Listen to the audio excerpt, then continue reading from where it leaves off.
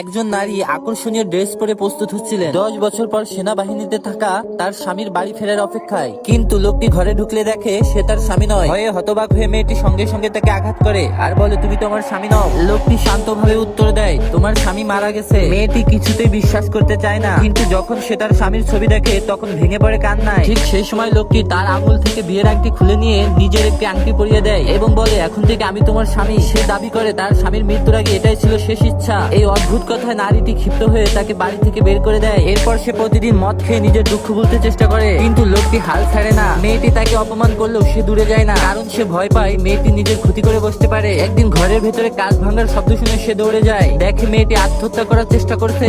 সৌভাগ্যবশত সে সফল হয়নি। লোকটি তাকে বাঁচিয়ে বাথরুমে নিয়ে যায়, ঠান্ডা পানি দিয়ে তাকে জ্ঞান ফিরিয়ে আনে। মেয়েটি বোঝে যে সে তাকে সাহায্য করতে চায়, তবুও তাকে দূরে ঠেলে দেয়। একদিন মেয়েটি দেখে লোকটি তার মৃত স্বামীর কাপড় পরে আছে, এতে তার স্মৃতি আবার জেগে ওঠে আর ধীরে ধীরে সে লোকটির প্রতি মন খুলতে শুরু করে। তারা একসাথে সময় কাটাতে থাকে আর ভালোবাসা ধীরে ধীরে গড়ে ওঠে। ঠিক যখন মেয়েটি তাকে বিয়ে করার সিদ্ধান্ত নেয়, তখনই লোকটি হঠাৎ সেনা পোশাক পরে বিদায় নিতে আসে। সে জানায় জরুরি মিশনে যেতে হবে। মেয়েটি ভেঙে পড়ে, সে আর কাউকে হারাতে চায় না। কাকুতি মিনতি করেও তাকে থামাতে পারে না। লোকটি প্রতিশ্রুতি দেয় সে ফিরে আসবে, তারপর সে চলে যায়। কিন্তু অবাক করার বিষয় হচ্ছে লোকটি চলে যাওয়ার সাথে সাথে তার মৃত স্বামী ফিরে আসে।